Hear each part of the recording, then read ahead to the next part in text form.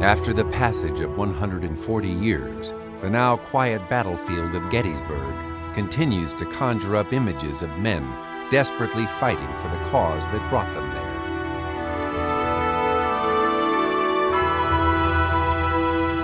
"10,000 Northerners and Southerners gave up their lives at Gettysburg, each an immeasurable loss, both to comrades and to their loved ones at home."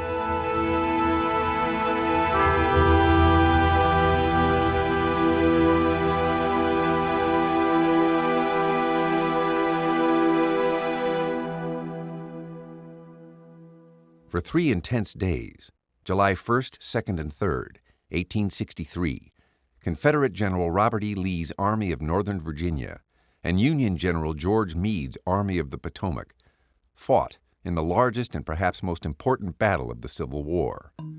For the first time, the South invaded a northern state, colliding with Meade's army at the unsuspecting small town of Gettysburg.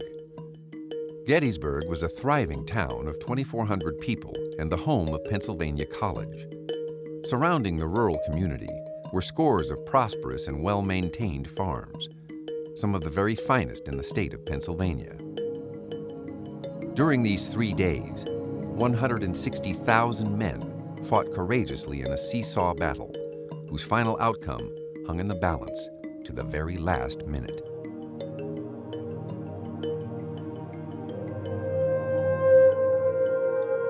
Not long after the fighting ended at Gettysburg, the battlefield became a shrine to the soldiers who fought there, North and South. President Lincoln referred to the battlefield in his immortal Gettysburg Address as hallowed ground. After the battle, the men who fought at Gettysburg were acutely aware of its importance in American history and sought to protect and memorialize its grounds.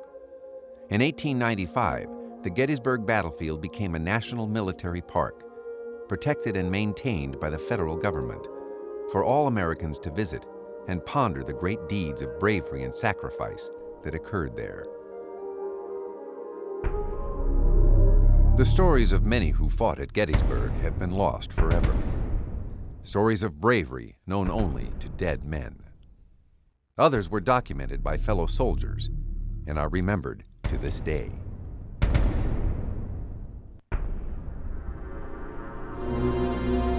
Late in the afternoon of July 2nd, 1863, Union General John Caldwell's division of the 2nd Corps fought a gory engagement in and near the landmark Wheatfield. This is the Wheatfield. Some of the fiercest fighting during the Battle of Gettysburg occurred right in this field. Colonel Edward Cross, the 31-year-old colonel of the 5th New Hampshire Infantry, a dynamic persona and warrior, led one of Caldwell's brigades. As he led his brigade southward across the Wheatfield and into a belt of timber, his men came under heavy fire from elements of General George Anderson's Georgia Brigade. While Cross, wearing a black bandana around his head, cheered on his men, a Confederate rifleman caught the colonel in his sights and squeezed the trigger. The marksman's aim was true. The bullet ripped into Cross's abdomen and exited his back near the spine. The mortal wounding of Colonel Cross happened right on this spot. Cross, who normally wore a red bandana tied around his forehead when going into battle, uncharacteristically tied on a black one before the Wheatfield fight, having had a premonition of his own demise. After being wounded, Colonel Cross was carried to a field hospital not far from the fighting and died during the night. Years after the battle, gray-haired veterans of the 5th New Hampshire Regiment erected this unusual monument to their colonel, Edward Cross. Not far away from where Cross was mortally wounded, another young man, Captain David Atchison of the 140th Pennsylvania, was fighting a grim battle of his own. Young Captain Atchison's Pennsylvania Company held the extreme right flank of the regiment on the south side of Wheatfield Road. Almost immediately after coming online, the 140th pitched into General Joseph Kershaw's South Carolina Brigade. A soldier in the 140th described the atmosphere as hot and heavy with smoke and alive with death or his angels. screaming shells, and hissing bullets. The shower of bullets downed many of Atchison's men, including the captain himself. He was shot in the chest while commanding his company. This is the position that the 140th Pennsylvania occupied on July 2nd. In this vicinity, Captain Atchison was wounded. As his men attempted to carry his wounded body off the field, he was struck again. He died within minutes. Captain Atchison's comrades recovered his body on July 4th and buried him on the field in a shallow grave not far from John T. Weichert's farmhouse. He was buried right at the foot of this boulder, on which his initials, D.A., and regiment, 140 PV, were scratched. 9 days later, his family came looking for him, and aided by the location and carving on the boulder, located the grave and removed the body for reburial in his hometown of Washington, Pennsylvania.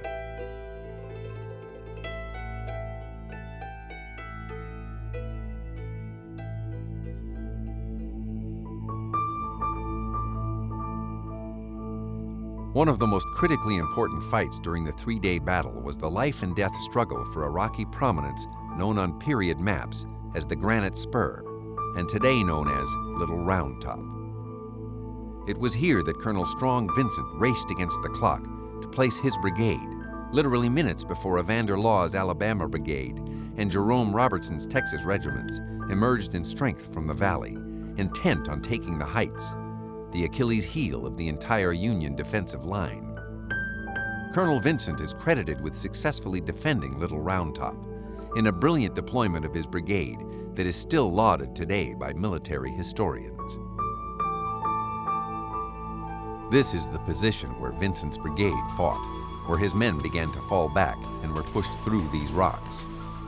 All was pandemonium, and Vincent's line was in danger of crumbling. In the pitched battle, Vincent stood on this rock, personally directing the broken elements of the 16th Michigan back into battle. Standing high on this boulder, silhouetted against the sky and cheering on his men, he presented an easy target to advancing Confederate riflemen. Vincent was hit on his left side, the bullet traveling into his groin, fatally wounding him. After he went down, he was carried to the rear, where he died 5 days later in a field hospital. The spot where Vincent fell was one of the first sites that early visitors to the battlefield wanted to see. As early as 1864, a crude carved inscription was noted on the boulder that says, "Colonel Strong Vincent fell here, commanding 3rd Brigade, 1st Division, 5th Corps, July 2nd, 1863. Although primitive, the words are among the first permanent markers on the battlefield. Another marker, a small marble slab about 100 yards away from the boulder, set in 1878, was the first formal monument erected on the battlefield outside of the National Cemetery by veterans from Vincent's hometown of Erie, Pennsylvania. It states, "General Strong Vincent, wounded July 2nd, died July 7th, 1863. This monument reflects the fact that Vincent was promoted to Brigadier General on his deathbed after the battle, and never knew it. For more than a century, controversy has followed the two separate markers on Little Round Top. The question has always been, which one accurately marks the location of Vincent's wounding? It is generally believed now that the small marble slab was erroneously placed, marking instead the location where Colonel Vincent was placed under cover after being wounded. The inscription on the boulder, therefore, stands as the historically correct and significant memorial to the 26-year-old Strong Vincent, hero of Gettysburg.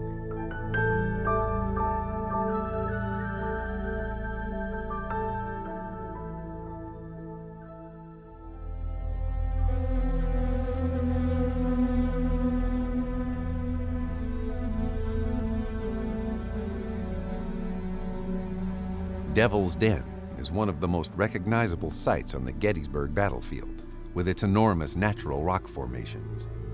On July 2nd, the fierce and chaotic fighting passed through these enormous boulders, which sit near Little Round Top.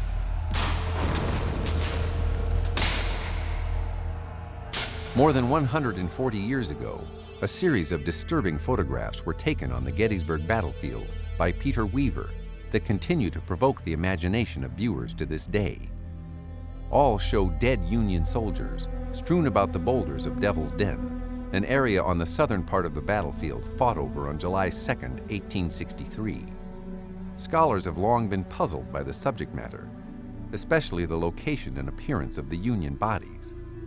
The bodies shown in the photographs aren't swollen or disfigured like those found in other works by various photographers who visited the battlefield before all the dead were buried. Normally, bodies begin to putrefy or decompose about 1 day after death when left outside. This process results in the corpse becoming swollen within 72 hours, as various gases build up within the body. In addition to causing the body to bloat, the gases often severely distort the face and change the color of tissue, often turning it black. Sometimes the dead were bloated so severely that the buttons of their uniform coats came undone, a phenomenon recorded in many period photographs. The natural process of decomposition should have been evident in the soldiers depicted in the Devil's Den photographs, but these men exhibit no sign of it at all. Theories were proposed, but it wasn't until 120 years after the battle that the truth was discovered, when a definitive piece of the puzzle came to light. In this soldier's diary, kept by Private Jacob Schenkel of the 62nd Pennsylvania, in an entry dated Wednesday, November 11, 1863, is the answer. Went to Round Top with an artist to take some scenes of the battlefield. Took one scene of dead men. Schenkel's diary entry solved the mystery behind Gettysburg photographer Peter Weaver's famous Devil's Den photographs. The photographs were staged nearly 5 months after the battle. Jacob Schenkel, the 23-year-old private, was a willing participant in Weaver's ruse, a clever deception that was accepted as fact for over 100 years. Jacob Schenkel is easily found in many of the Devil's Den photos, lying on the rocks, posed as a dead man for Peter Weaver. This is the exact spot where Jacob Schenkel and some of his friends posed for the photographer in November 1863 as dead men. Jacob Schenkel participated in the Battle of Gettysburg as a musician with his regiment, the 62nd Pennsylvania Infantry, in the Federal 5th Corps. As a musician, Jacob performed a myriad of duties, one of which was caring for the wounded. After the armies departed the field, Jacob stayed behind to assist the Army's medical corps at Camp Letterman. He probably did not know at the time that their amusing joke that day would be immortalized in controversial photographs that would be scrutinized and talked about for more than a century.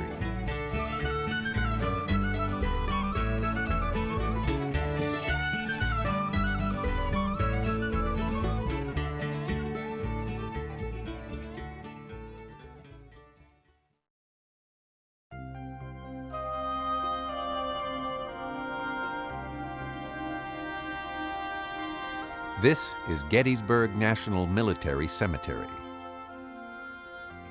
An American soldier's grave is considered hallowed ground, especially if he died in service to his country.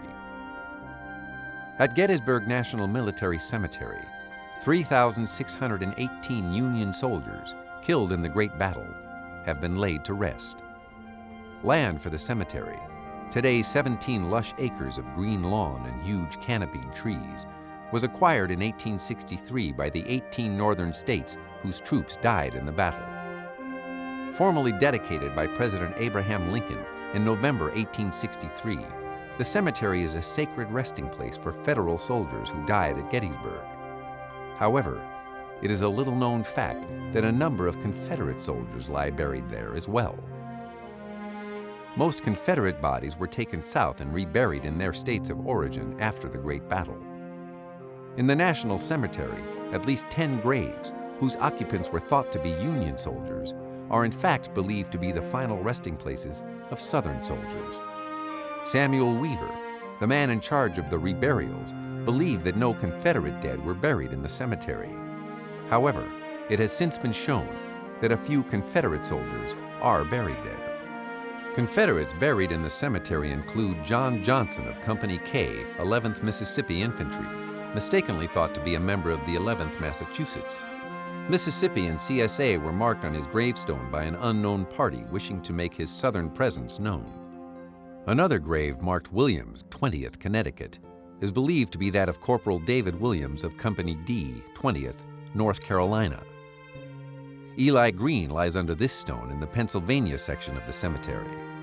The information on the stone reads Company E, 14th Pennsylvania, but in fact Green was a member of the 14th Virginia of the Confederate Army.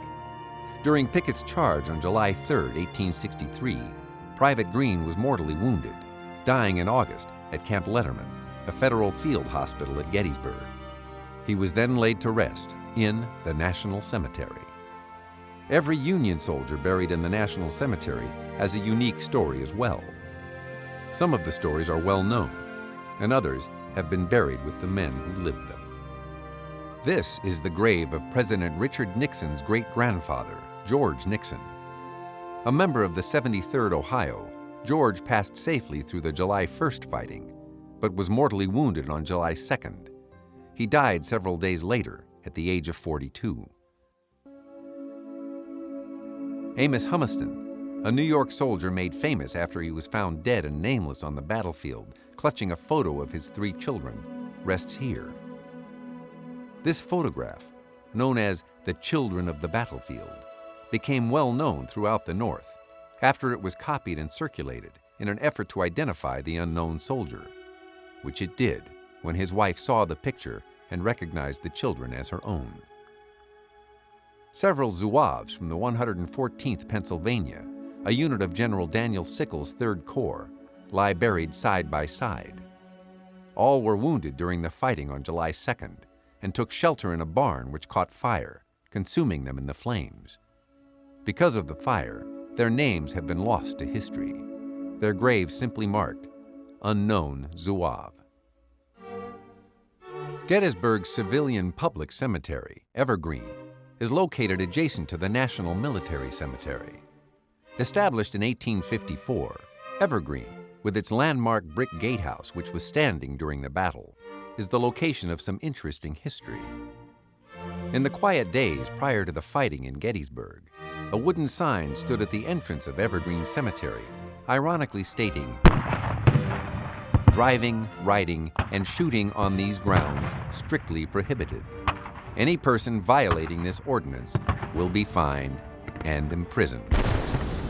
During the battle, the sign was ignored, and Confederate artillery shells rained down upon the Union troops, shattering many of Evergreen's gravestones. A shell broke this particular stone, the grave of Frederick Huber. Huber was a local soldier killed in 1862 at the Battle of Fair Oaks, Virginia. When he was buried in his hometown of Gettysburg, Huber's family could not have foreseen that his peaceful rest would soon be interrupted by the violent swirl of battle. This damaged tombstone marks the remains of Sarah Maury and her infant daughter Sally, both of whom died in 1855. Interestingly, Sarah's widowed husband, William, moved to Tennessee after her death, and in 1861 joined the Confederate Army. Another battle-damaged tombstone is that of Isaias J. Culp, a member of one of Gettysburg's most well-known families. Culp died in June 1861, just as the Civil War was getting underway. The now famous Culp's Hill was his family property. Miss Virginia Wade, better known as Jenny Wade, is also buried here.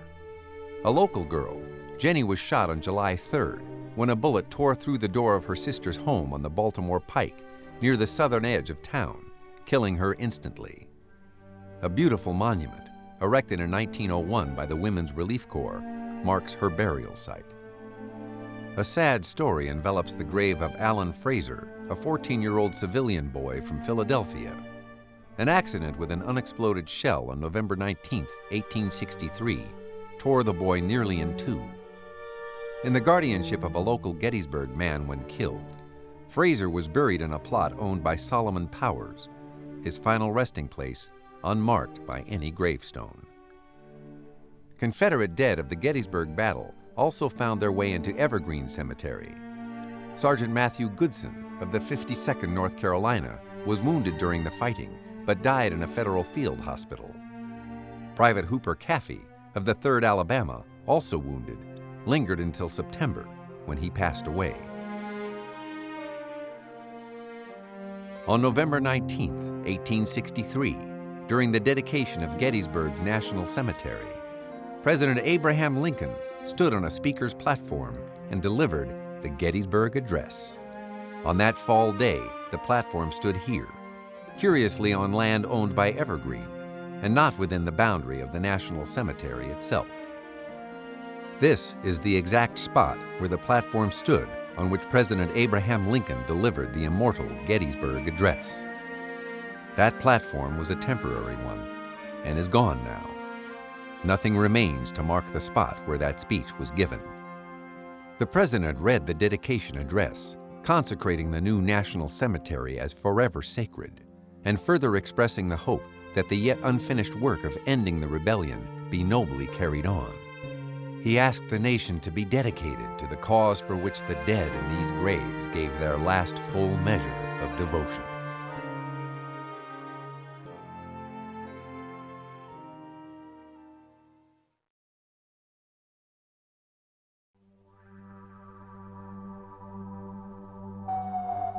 In his war memoirs, Lieutenant George Benedict remembered looking up through the smoke during the Battle of Gettysburg at his commanding general, Winfield Scott Hancock.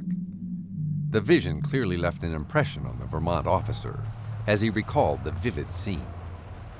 I thought him the most striking man on horseback and magnificent in the flush and excitement of battle, when all of a sudden he uttered an exclamation, and I saw that he was reeling in his saddle.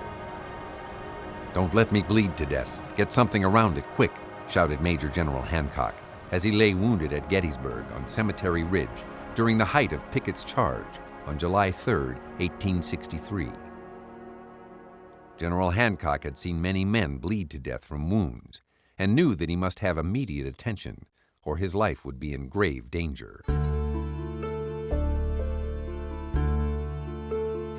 A longtime resident of Norristown, Pennsylvania, and an 1844 graduate of West Point, Hancock had been struck while commanding the Federal Army's 2nd Corps as it was desperately trying to repulse Pickett's assault on the Union center. Before he fell, the general made a conspicuous target, moving on horseback among his men. It was said that officers nearby had advised Hancock to dismount and remove himself from the danger, but the Corps commander refused, preferring instead to remain visible to his men. General Hancock's conduct at Gettysburg was typical of the man, who ranked among the finest generals in the Union Army.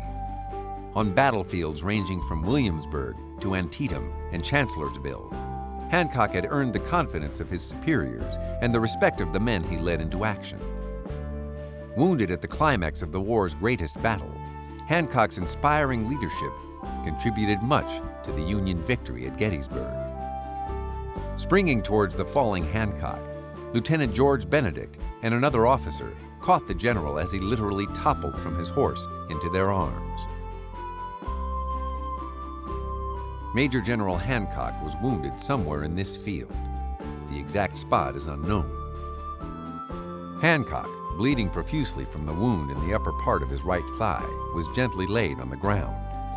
General George Stanner, commanding a nearby brigade, rode up and offered his handkerchief in an attempt to stop the bleeding. Twisting the handkerchief with the barrel of a pistol, Hancock's helpers were fortunately able to stop the flow of blood. General Hancock's medical director, Major Alexander Dougherty, was sent for, and when he arrived, he found the general lying on the hill slope and facing the enemy. He also found the wound, a deep, wide gash in Hancock's leg near the groin. Probing the hole with his finger, Dougherty removed several splinters of wood and a severely bent 10-penny nail. Holding it for the general to see, he told Hancock, "This is what hit you, General." Almost immediately, a question arose as to where the strange debris, splinters and a nail, had come from. It seems that a ball had struck the pommel of Hancock's army saddle, sending the fragments into his leg. But one question still remained. Did the bullet that crashed into his saddle also hit him? Hancock was lifted from the battlefield and sent by Army ambulance to Westminster and then to Philadelphia for treatment. By then, it was clear that there was in fact a bullet remaining in Hancock's groin. An Army surgeon, Lewis Reed, was brought into the case and performed the surgery that eventually removed the bullet. Hancock's wife, Elmira, reported that the general's wound was probed thoroughly for 6 weeks before the ball was extracted by a painful operation.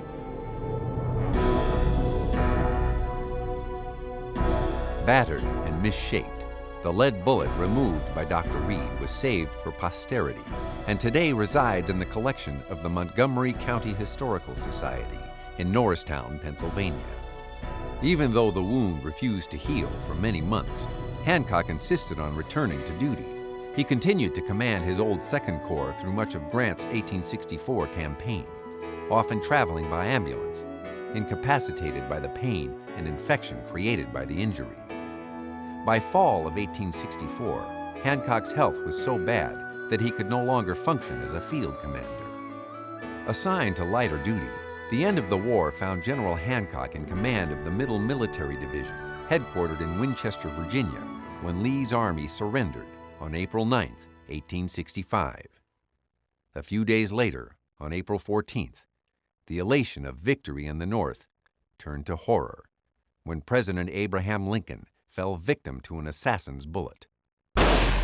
Shot in the head by an actor, John Wilkes Booth, while attending a play at Ford's Theater. Lincoln died the following day. In response to Lincoln's assassination, Hancock was ordered to transfer his headquarters to Washington and take charge of the military's role in the crisis. While Booth died in a shootout with federal troopers on April 26th, 4 others who had conspired with him were tried by a military commission, found guilty, and were sentenced to death by hanging. As commander of the Middle Military Division, General Hancock once again found himself at the center of a pivotal event when on July 7th, the 4 condemned conspirators, Mary Surratt, Lewis Payne, David Harold, and George Atzerodt, mounted the gallows at Washington's old penitentiary. General Hancock presided over the execution, and upon his direction, with 2 claps of the hands, the trap doors beneath the 4 were sprung, and they fell to their deaths. Following the war, General Hancock, the consummate soldier, remained in the Army and was one of its senior generals for nearly 21 years. In the election of 1880, Winfield Scott Hancock was nominated and ran for president on the Democratic ticket. A close election, the campaign ended in Hancock's loss to James Garfield, also a Civil War veteran, by a few thousand popular and 59 electoral votes.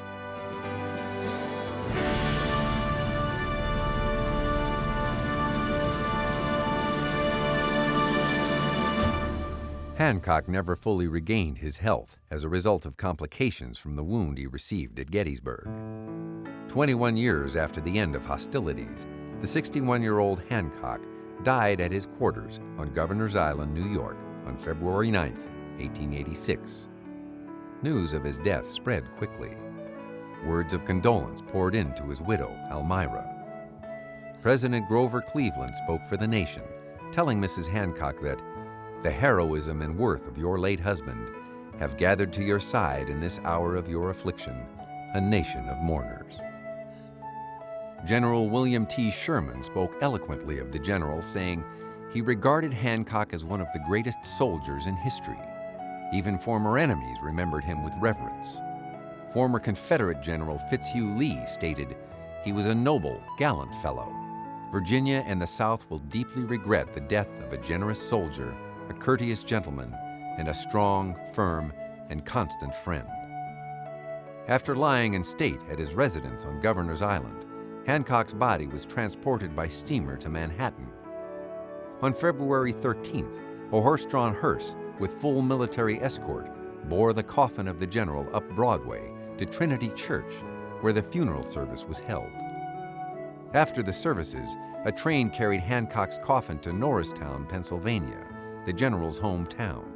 Arriving in Norristown, the funeral procession made its way to Montgomery Cemetery, where General Hancock was laid to rest in a private mausoleum which had been erected in 1883 for he and his family. Lying at rest in the Hancock Mausoleum are General Hancock himself and the remains of Ada Elizabeth Hancock, the general's daughter, who died in 1875.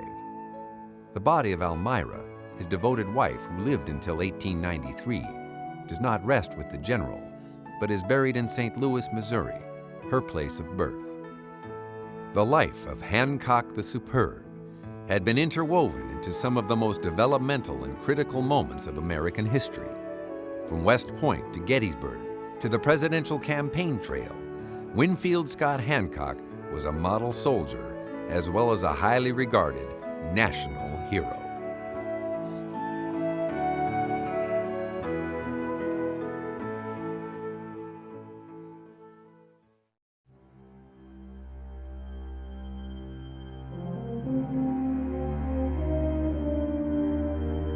In contrast to modern warfare, Civil War generals directed their forces from the head of their battalions, exposed to the same deadly fire as their men. The tactics of the era dictated this, and their men expected it. Not only were the generals able to direct the battalion on the field, but also they were an inspiration to the men who followed them. At the Battle of Gettysburg, 11 high-ranking commanders were killed or mortally wounded, leading their troops on the field of battle. Perhaps the most memorable death at Gettysburg was that of Confederate General Lewis Armistead at the height of the Confederate assault on July 3, 1863. The assault, ordered by General Lee, began on Seminary Ridge and consisted of 12,000 Confederate troops. The spearhead of the attack was General George Pickett's Virginia Division, composed of 3 brigades, one of them commanded by Brigadier General Lewis Armistead. The attack's objective, the Federal line, lay across nearly 1 mile of open ground on Cemetery Ridge. When Lee's long battle line began the assault at approximately 2 p.m., the spectacle of thousands of gray-clad troops marching toward them left the waiting Federals in awe.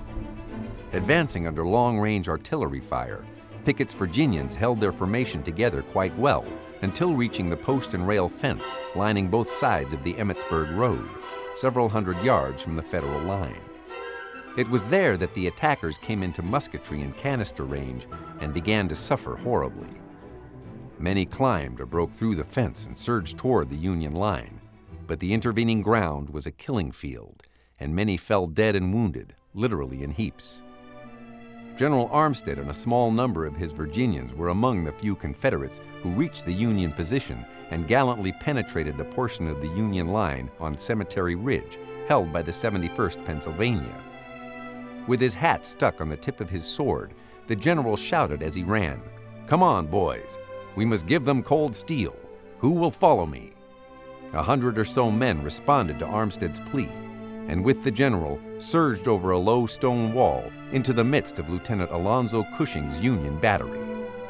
Just as the Virginians came over the low stone wall at the angle, the 72nd Pennsylvania Infantry stepped into the breach and unloaded a crippling volley at point-blank range into Armistead's men.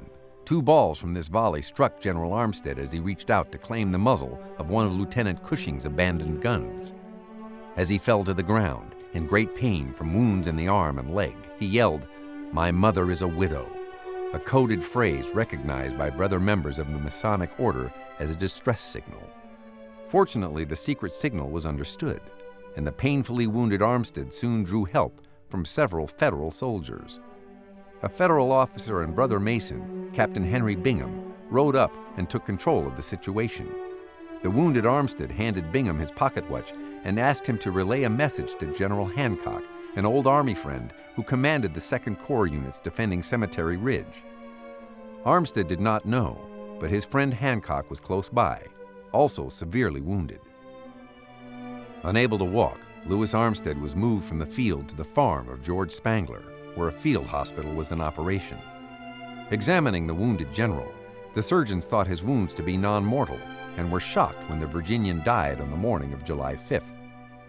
One surgeon who treated Armistead remembered the general telling him he was worn out from overexertion and mental anxiety, and concluded that the 46-year-old Virginian died from secondary fever and prostration. Like many others, General Armistead was initially buried at Gettysburg. His remains later moved to Baltimore for final burial. In December of 1887, this monument was erected by veterans of Alexander Webb's Union Brigade and Cushing's Battery, the very men who he faced 24 years earlier in battle. Those who erected the monument believed that it marked the exact place where General Armistead received his mortal wounds. In fact, they were in error, for the general was felled 10 feet or so inside the stone wall at the angle. Even though this small granite monument is incorrectly set, it does commemorate an incredible moment during the battle and one of the bravest of the brave who fell at Gettysburg.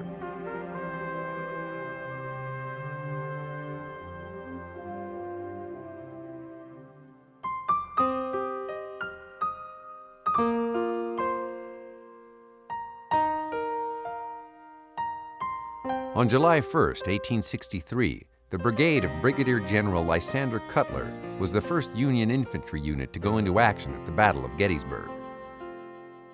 In a desperate struggle against 3 Confederate regiments, the 147th New York Infantry, under Cutler, fought hard that morning until it received orders to quit the field. Their gallant fight took place on McPherson's Ridge, just west of Gettysburg, and cost the regiment dearly.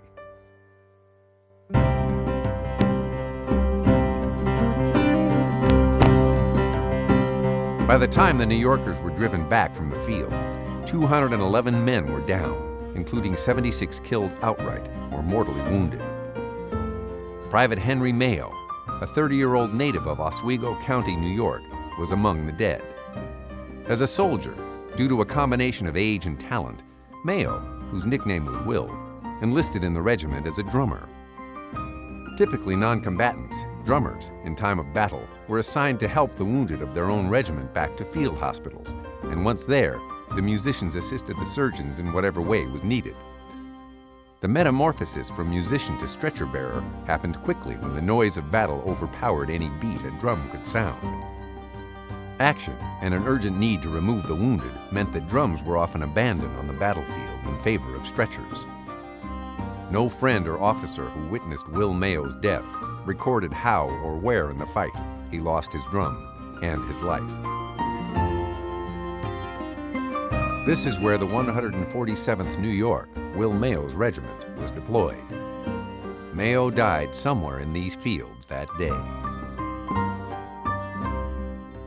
His family, like so many others whose loved ones perished during the war, grieved. 3 years after the war ended, Mayo's family was given a priceless tie to the last day of Will's life, when the drum was returned. Somehow after the battle, Will's drum, with his name and hometown written in pencil on the head, made its way south. More than likely, a Confederate soldier removed the instrument from the field for recycled use in the Southern cause. Sometime during the battle, the drum was hit with a heavy splash of blood. The blood can be easily seen lying on top of Mayo's signature, written in pencil on the snare head of the drum. It reads, Will Mayo, Palermo, Oswego County, New York. The front of the drum is decorated with a standard Federal eagle and dark blue infantry background. The eagle holds a ribbon in his beak with the words Regiment, New York, Infantry. The hoop on the batter or top head of the drum shows just how much of a veteran this drum was. Drummers not only played a beat on the head, but also counted time on the wooden hoop, resulting in the scalloped effect on the wood seen here. The iron hook on the end of the sling is where the drum was connected to the drummer. To this day, the drum remains an undying reminder of Will's life.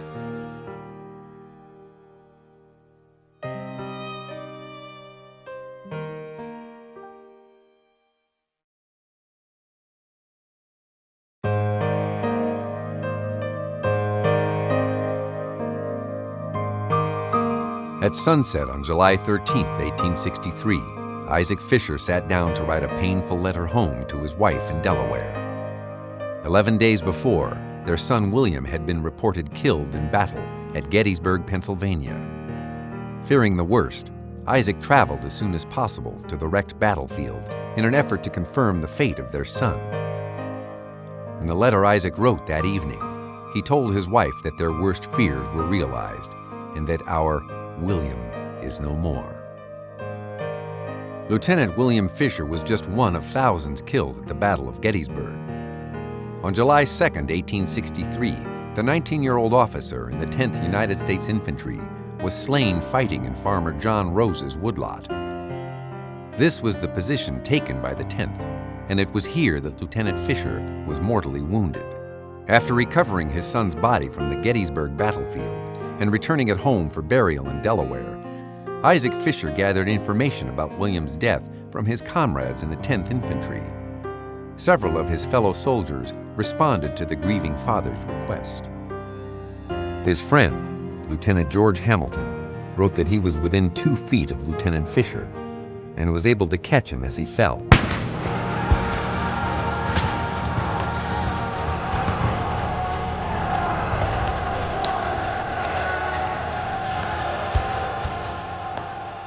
Hamilton also noted that Fischer did not speak one word from the time he was struck until his death.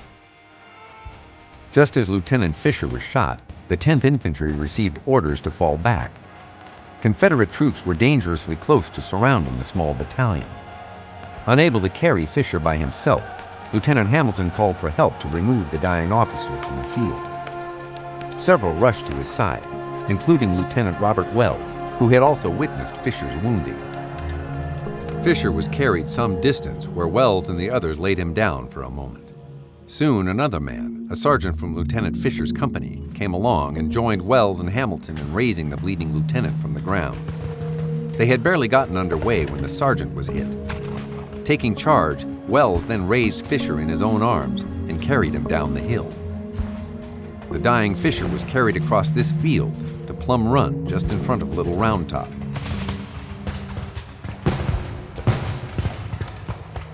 At some point during their flight to the rear, Fischer died.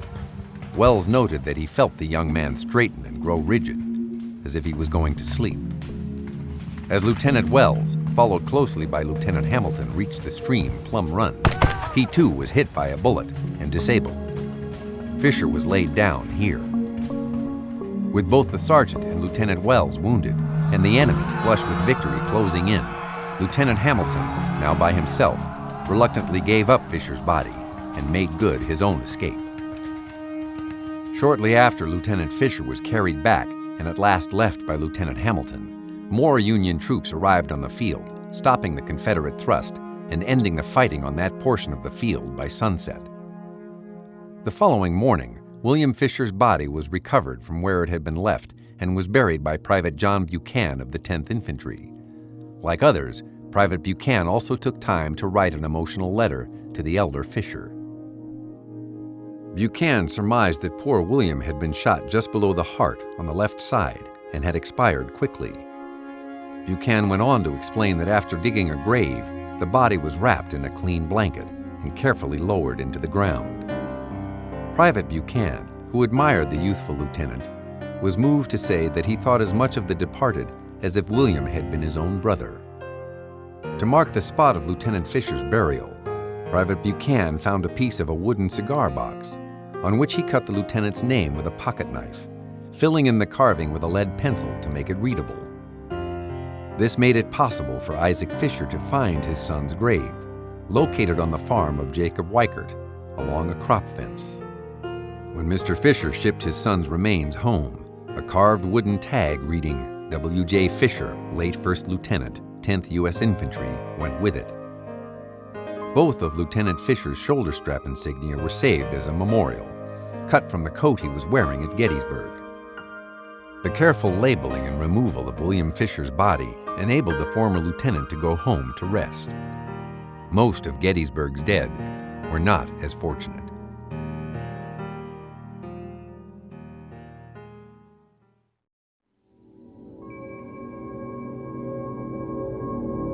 The first day of battle at Gettysburg, July 1, 1863, was particularly devastating for the men of the 149th Pennsylvania Volunteer Infantry.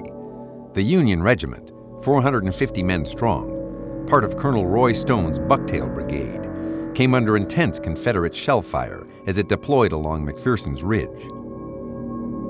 Remembering the deadly barrage years later, Captain John Bassler of the 149th recalled, "The havoc created by a shell exploding as it struck along the men of Company B, and how one wounded man came hopping down along the line on hands and feet, crying out, 'I am killed, I am killed.'" The regiment, posted in a shallow ditch along the south side of the Chambersburg Pike, faced north in an effort to escape the Confederate artillery fire coming from Oak Hill. Confederate batteries, posted along Her Ridge to the west, observed the 149th change position and opened fire, raking the regiment's left flank. The Bucktails' change of position had brought them under an intense and deadly crossfire. Captain John Bassler likened it to jumping out of the frying pan into the fire. The Confederate batteries continued to rain shells into the ranks of Colonel Stone's brigade. For the Bucktails, who lay hugging the ground, there was no place to escape the barrage. Shells exploded in and around them. One shell exploded directly under the captain of Company B, Alfred Sofield. Bassler witnessed the horrific explosion, commenting later that Sofield was literally cut in two, his heels in contact with his head. The battle continued to be hard on the Pennsylvanians.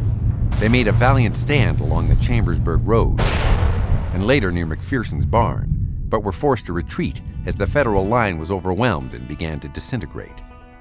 By the end of the day, the regiment had lost nearly 75% of its number, 336 men of the original 450. Captain Sofield lies buried in Gettysburg National Cemetery, along with many other Bucktails who died bravely defending the Union line at Gettysburg. These are Captain Alfred Sofield's effects, retrieved from his body. Among them are his shoulder straps, which were cut from his uniform after his demise, showing his rank, Captain of Infantry. His wallet, with bellowed compartments, was suitable for carrying papers, letters, or money. Also taken from his body is Sofield's embroidered infantry insignia with his regimental number, 149. Sofield would have been wearing this regulation insignia on the front of his hat when he was killed. The rare bucktail hat insignia is stained by the sweat of Captain Sofield from many hard days of campaigning before his death at Gettysburg.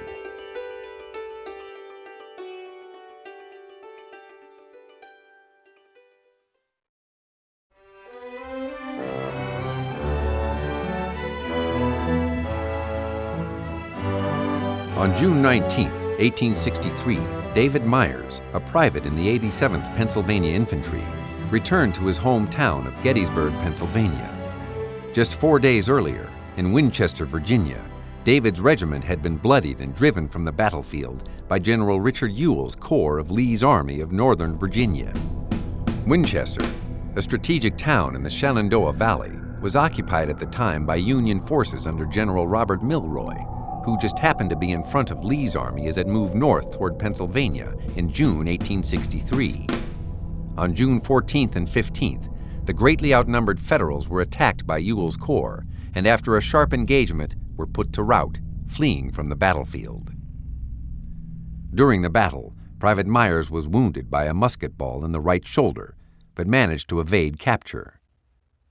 With his hometown of Gettysburg, Pennsylvania, only a short 80 miles away, David Meyers was granted permission to go there to recover. The wounded David Meyers arrived home to Gettysburg wearing his bloodied and torn uniform, which is preserved in the collections of the Gettysburg National Military Park. The rent, or bullet hole, shows the entry point of the bullet into Meyers' right shoulder, causing the wound that sent him home after the Battle of Winchester. The Army fatigue blouse was also known as the four-button and was a loose-fitting, cheaply made, everyday uniform jacket for the Union soldier. The unadorned collar was loose and could be rolled down. These General Service eagle buttons adorn all Army-made fatigue blouses. The sleeves were loose-fitting and permitted an easy range of motion for work or combat details. The light blue thread seen in the coat is part of the restoration process which preserves Meyers' jacket for history. Dress coats were tight-fitting at the cuff. In contrast, the forebutton was open and comfortable. To the soldiers, the loose-fitting garment resembled a flour sack and was given the nickname sack coat.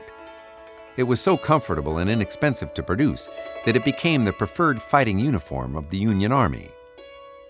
What was once cheap and plentiful is now one of the rarest Union Civil War uniforms. Months later, David Meyers recovered from his Winchester wound and, wearing a new uniform jacket, returned to his regiment and its campaigns. However, on May 6, 1864, during fighting in the Wilderness, Meyers was captured and sent to Andersonville Prison in Georgia. On September 27, 1864, he died in captivity and today lies buried in Andersonville National Cemetery. Although he was destined never to return home again to Gettysburg, David Meyers' bullet-torn sack coat remains a fascinating relic of the Civil War.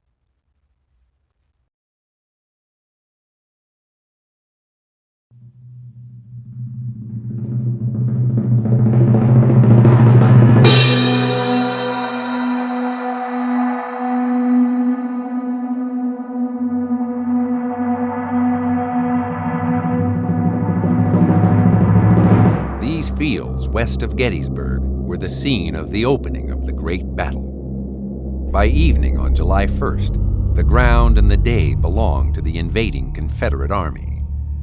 Among the thousands of wounded lay a 69-year-old colorful local resident, John L. Burns. Earlier that day, Burns shouldered his outdated flintlock musket and powder horn, then made his way to the battlefield to fall in with the Federal Army. Apparently, he was not willing to wait out the fight like the majority of the citizens in town. The old man was a well-known character in Gettysburg before he won the title Patriot during the battle. He was a veteran of the War of 1812, a longtime city constable, and the target of pranks by local boys in town.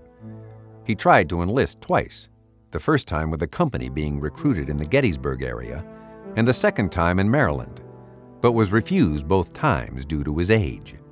It was his willingness to join the fight on July 1, 1863, that propelled him into the national spotlight. Walking from his home on Chambersburg Street, Burns headed directly to the sound of the guns nearly half a mile west of town through these fields. On approximately this spot, he approached a Federal officer and asked permission to fall in and fight. Dressed in what was certainly an odd costume for the day, a black top hat, swallowtail coat, flintlock complete with powder horn and a pocket full of bullets, the rumpled, elderly man approached several Federal officers. The first, Colonel Langhorne Wister of the 150th Pennsylvania, questioned the prickly Burns about his intentions and ability to fight. Satisfied with the saucy old man's patriotic commitment, but uncomfortable with risking the life of a civilian, Wister directed Burns to take up a position in the cover of the woods close by. Disappointed, but not done trying to join the fight in open ranks, Burns made his way to the woods and found the commander of the 7th Wisconsin near this spot and pleaded with him to join the fight.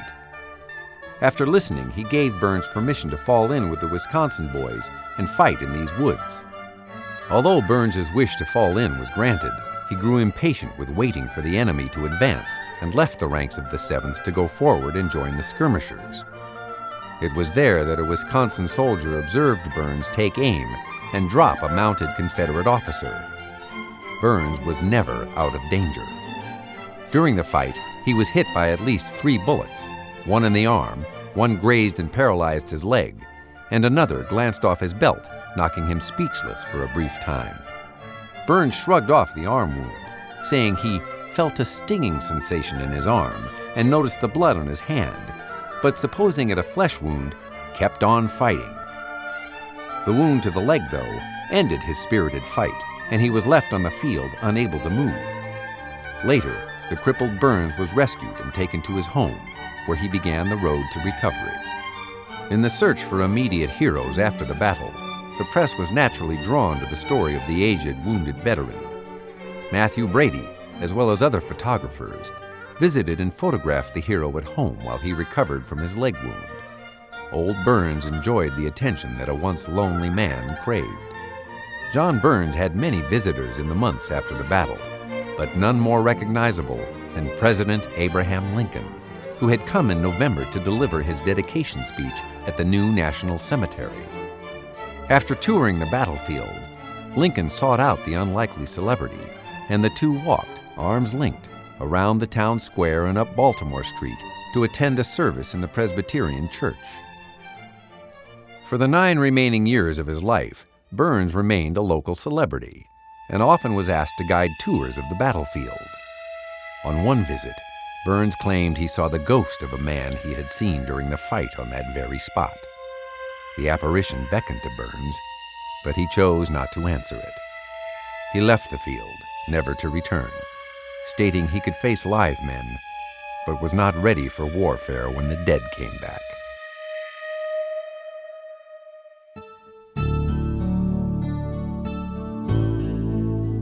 After his death from pneumonia in February 1872 at the age of 78, Burns was buried in Gettysburg's Evergreen Cemetery. The present stone marking his grave was erected in 1904, the word Patriot prominently carved on its face. The contribution made by the wiry old man was immortalized 40 years after the battle with this bronze statue.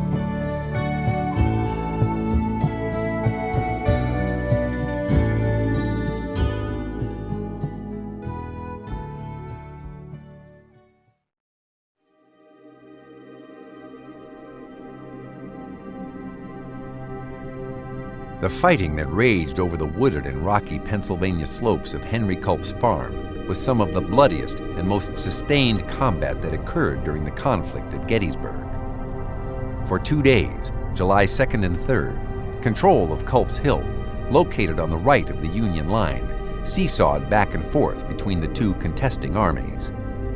The Army of the Potomac was the first to occupy the strategic position on the evening of July 1st, but by the following evening, July 2nd, the fortunes had shifted as the Federal troops defending Culp's Hill were overrun by a daring and decisive attack by Confederate forces of General Richard Ewell's corps. In an attempt to reoccupy their lost position, Union generals on the field developed a plan to counterattack and retake Culp's Hill. The attack opened as planned on the morning of July 3rd, Union forces colliding with a furious simultaneous Confederate attack. For the next 7 hours, fighting raged back and forth over Culp's Hill. By noon on July 3rd, the action had come to an end, as Union troops were once again in possession of most of the ground that they had lost the previous evening.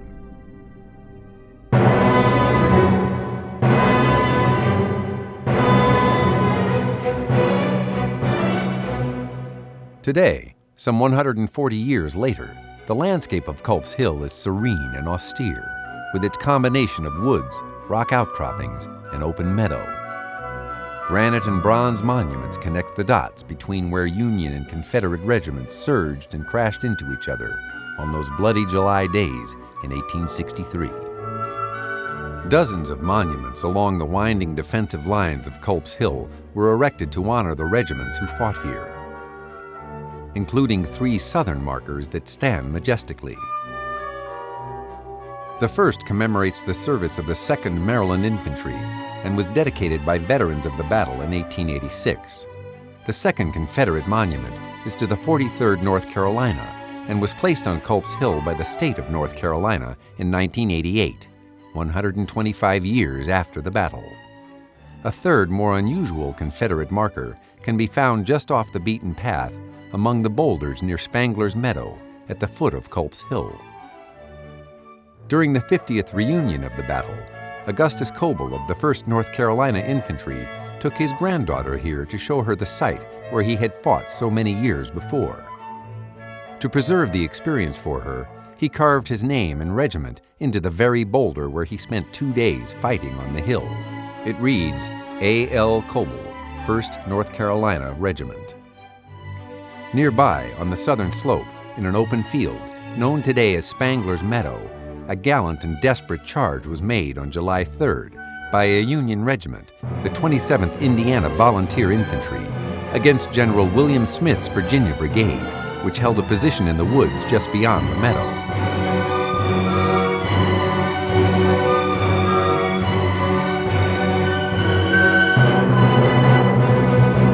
A simple monument currently marks the disastrous end of forward progress made in the charge by the brave Hoosier soldiers at the cost of 110 casualties, all sacrificed in a matter of minutes. The now peaceful hill and meadow was anything but serene after the fighting ended on July 3, 1863. Wrecked landscape and human carnage littered the ground. The dead and wounded of both armies lay everywhere. More damaged, the Confederate Army retreated across Rock Creek, leaving all of their dead and most of their wounded behind. The immense task of removing the wounded and burying the dead was left to the Union Army. In the case of the dead, enemy soldiers were collected and buried, unrecorded, in mass graves near where they fell. Because no attempt was made to identify the bodies of the Confederate dead, their identities were lost for all time. Those mass graves are gone now, the human remains removed from the battlefield in the 1870s and reinterred with honors in Southern cemeteries. A hollow depression, the shadow of one of the mass graves, can still be seen today on Culp's Hill, in the woods behind the monument to the 2nd Maryland CSA Infantry. The men fighting and dying on Culp's Hill were not the only casualties of the tremendous struggle. All around them, as the fighting raged, the trees and rocks were being struck by small arms and cannon fire. Union General John Geary, who commanded the 2nd Division of the Union 12th Corps, one of the units defending Culp's Hill, reported that his men fired 277,000 rounds of ammunition on July 3rd alone, a sure indication of the intensity of the raging battle. Photographers who visited Gettysburg days after the battle and in the years to follow were fascinated by the destruction evident on the wooded eminence and took many images documenting the shattered nature of the forest. Today, most of the timber that stood on Culp's Hill during the Great Battle is gone, replaced by a century-old growth of large trees. As a result, the forest that stands on the hill today is denser and much more expansive than it was in 1863, when battle enveloped its slopes.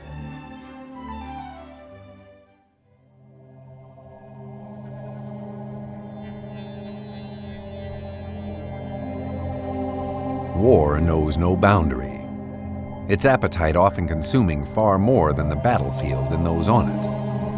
Frequently, the advancing war machine damages the stability of the local population, as well as causing devastating collateral property damage. On July 1, 1863, the well-kept farms of Gettysburg, Pennsylvania, lay directly in the path of approaching armies bent on destroying each other. One Gettysburg farm, 150 acres owned by John Forney, was located on the south side of the Mummersburg Road, near Oak Hill, just north of Gettysburg. It was in the center of hell on the afternoon of July 1st. That day, General Alfred Iverson's North Carolina Brigade, deployed in line of battle, swept through Forney's fields, intent on striking the Union 1st Corps a crippling blow. Little did the Confederates realize what was waiting for them. Just out of sight behind a stone wall, a line of Yankee regiments waited for the right moment to deliver a deadly volley. Iverson's men came from the right. The Union soldiers, General Henry Baxter's brigade, waited until Iverson's line approached to within 100 yards of their position, and with a crash, let loose a deadly volley. Shocked by the surprise enemy fire, a North Carolina officer on the unfortunate receiving end dove to the ground and recounted later that every man who stood up was either killed or wounded. Another member of Iverson's brigade recalled his regiment lying down in a hollow for protection, but as such, they were unable to advance and unwilling to retreat. Trapped by crippling fire, the battalion fought the best it could. Hundreds of Iverson's men were shot down within minutes. Victory at hand, Union General Henry Baxter ordered his boys to rise and shouted, "Give them steel!" The motivated Federals jumped over the wall, rushed forward, and began to take many of the pinned-down Confederates prisoner. Iverson's once fine brigade had been destroyed, the general himself remarking that his men were lying dead in a line as straight as a dress parade. While the fight raged in Forney's field, his home and barn were being peppered by small arms and artillery fire. When the fight was over, Forney, who fled his property before the battle erupted, returned to find his home, barn, and fields showing the scars that only battle can deliver. In addition to the outright damage, many fallen Confederate soldiers were buried where they fell in his field. In this area, more than 150 of Iverson's men were buried in a mass grave. The area later became known as Iverson's Pits. For many years after the battle, the pits were avoided by superstitious local farmers who considered the fields haunted by the dead. 5 years after the battle, in 1868, John Forney, like 800 other Gettysburg residents, filed a damage claim with the state government to reclaim some of the loss of property as a result of the battle. His claim lists 3,891 fence rails burned, shell and bullet damage to the house and barn, window curtains lost, much household property carried away or destroyed, 30 acres of grass and 10 acres of oats used, and 22 acres of wheat destroyed. Forney's loss, both in personal property and real estate, came to $1,162, or roughly $15,000 today. It is almost certain that little, if any, money was ever paid him by the government. The Forney house and barn no longer stand on the battlefield, razed in 1937 after it was determined that they were dilapidated and beyond the resources of the Park Service to save. Pieces of its structures, however, were salvaged and are part of the collection of the Gettysburg National Military Park Museum. A shell hole is visible near the knee brace in this section of timber preserved from the Forney barn. As seen here, the house took a direct hit from a 3-inch shell that plowed through the structure just between the first and second floors. The trajectory of the shell can be traced through 8 of the wood boards. Near the end of its path, it lost a lead sabot, which remains in the preserved framework today. A sabot is a lead sleeve attached to the iron shell, which expands in the rifle grooves in the cannon when the shell is fired, giving it spin. Where the shell landed is unclear, but its path of destruction is evident. This pitcher and basin set is from the Forney house. They too were damaged during the battle. Amazingly, the basin was not shattered, but has a clean hole through it, and the handle of the pitcher has been blown away. This quaint English pastoral scene on the basin is quite a contrast to the violent battle that raged over the Forney farm on July 1st, 1863.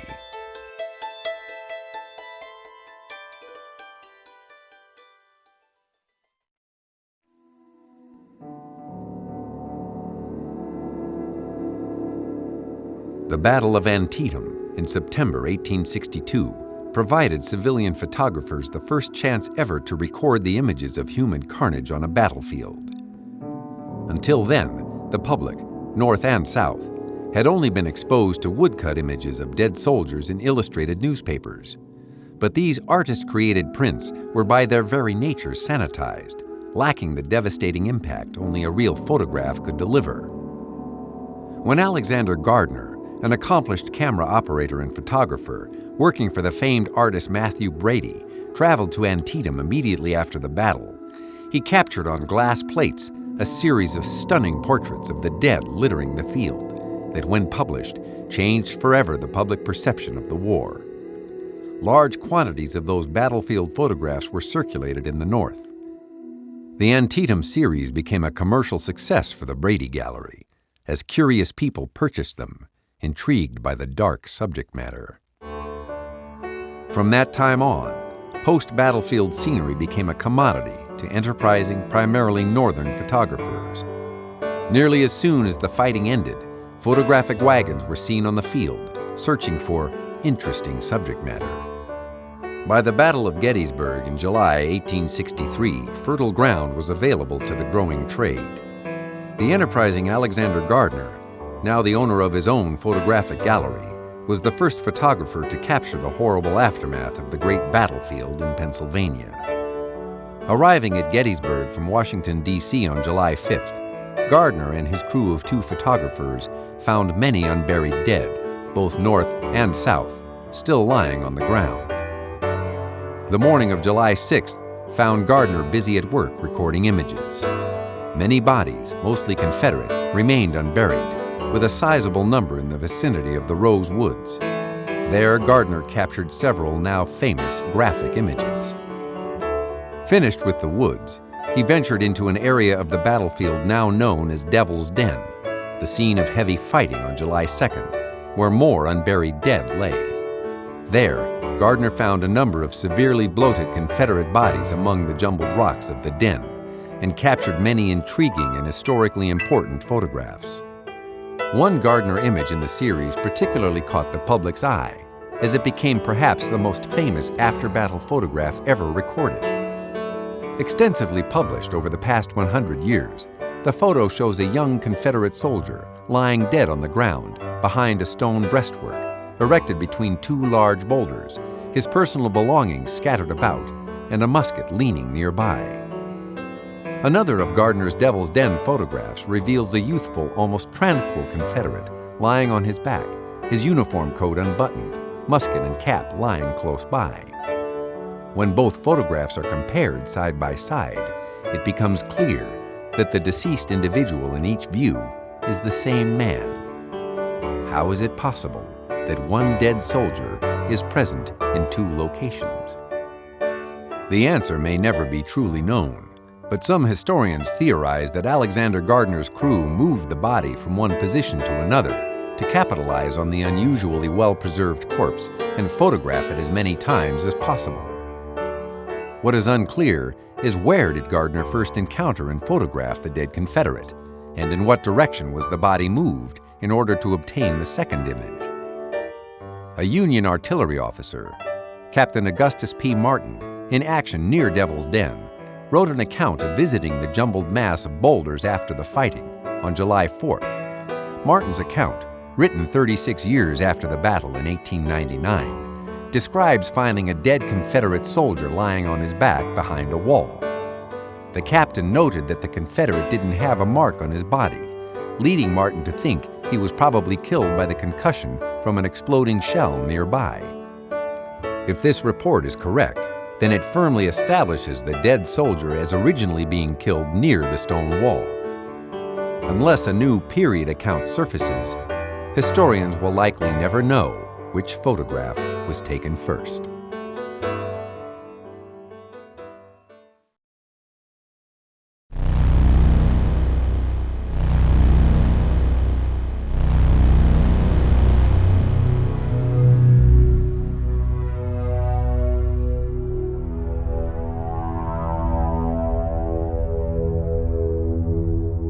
"How is it going here?" shouted Army of the Potomac Commander General George Meade to a staff officer after Pickett's charge on July 3, 1863.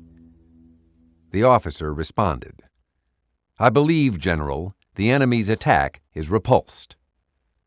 Meade retorted, "Thank God," as he halted momentarily to survey the battlefield spread out before him. What the Union commander saw in the open fields between Cemetery and Seminary Ridges was the wreckage of 3 heroic Confederate divisions intermingled with thousands of dead men in blue, slaughtered horses, and debris. The Army of the Potomac had just turned back one of the largest infantry assaults of the war, Pickett's charge. In doing so, the Federals suffered the tremendous loss of 1,500 men, dead and wounded, scattered about the still smoking battlefield. Confederate casualties were far worse. The fallen Confederates were men of spirited divisions of General George Pickett, James Pettigrew, and Isaac Trimble. The veteran butternut soldiers had charged confidently from Seminary Ridge with 12,000 men in a battle line that covered nearly a mile in front. But now, the Confederate divisions were a shadow of what they had been. 5,000 men falling to devastating close-range Yankee musketry and cannon fire, and more than 1,500 additionally escorted to the rear as prisoners of war. As the survivors of the gallant Confederate charge fell back across the fields to Seminary Ridge, their beloved commander, General Robert E. Lee, was there to meet them in a concerted effort to rally his battered battalions. Among the retreating men rode General George Pickett, dejected and stunned by the repulse of his Virginia division. Seeing Pickett, General Lee rode up and ordered him to ready his division to repel any Union counterattack that might be forthcoming. Overcome with emotion, Pickett replied, "General Lee, I have no division now. Armistead is down, Garnett is down, and Kemper is mortally wounded." Lee, the consummate commander, responded to Pickett's emotional proclamation. "Come, General Pickett, this has been my fight, and upon my shoulders rests the blame." Although the attack was clearly over, some Confederate soldiers were still full of fight, crying out to their officers to allow them another go at it. But Lee's reason triumphed over bravado. There would not be another attack that day. Union General Meade inspected his line, concluding that his forces could not mount an immediate counterattack against Lee's position on Seminary Ridge. An ill-conceived attempt on Meade's part could result in disaster, and he was not about to turn an apparent victory into a defeat. The Federal Army remained poised on Cemetery Ridge, tending to the wounded and dying of both sides. The fighting at Gettysburg was over. Casualties had been massive in both armies. 51,000 in 3 days of fighting. Numbers unequaled in the annals of American military history. On the 4th of July, General Robert E. Lee withdrew his wounded army from the field and headed back to Virginia to fight another day. Perhaps Abraham Lincoln best understood the significance of the events and sacrifice that transpired there. His eloquently short speech, delivered on November 19, 1863, says everything. 77 years ago, our fathers brought forth on this continent a new nation, conceived in liberty, and dedicated to the proposition that all men are created equal. Now we are engaged in a great civil war, testing whether that nation, or any nation so conceived and so dedicated, can long endure. We are met on a great battlefield of that war. We have come to dedicate a portion of that field as a final resting place for those who here gave their lives that that nation might live. It is altogether fitting and proper that we should do this. But in a larger sense, we cannot dedicate, we cannot consecrate, we cannot hallow this ground. The brave men, living and dead, who struggled here have consecrated it far above our poor power to add or detract. The world will little note nor long remember what we say here, but it can never forget what they did here. It is for us, the living, rather to be dedicated here to the unfinished work which they who fought here have thus far so nobly advanced. It is rather for us to be here dedicated to the great task remaining before us, that from these honored dead we take increased devotion to that cause for which they gave the last full measure of devotion, that we here highly resolve that these dead shall not have died in vain, that this nation, under God, shall have a new birth of freedom, and that government of the people, by the people, for the people, shall not perish from the earth.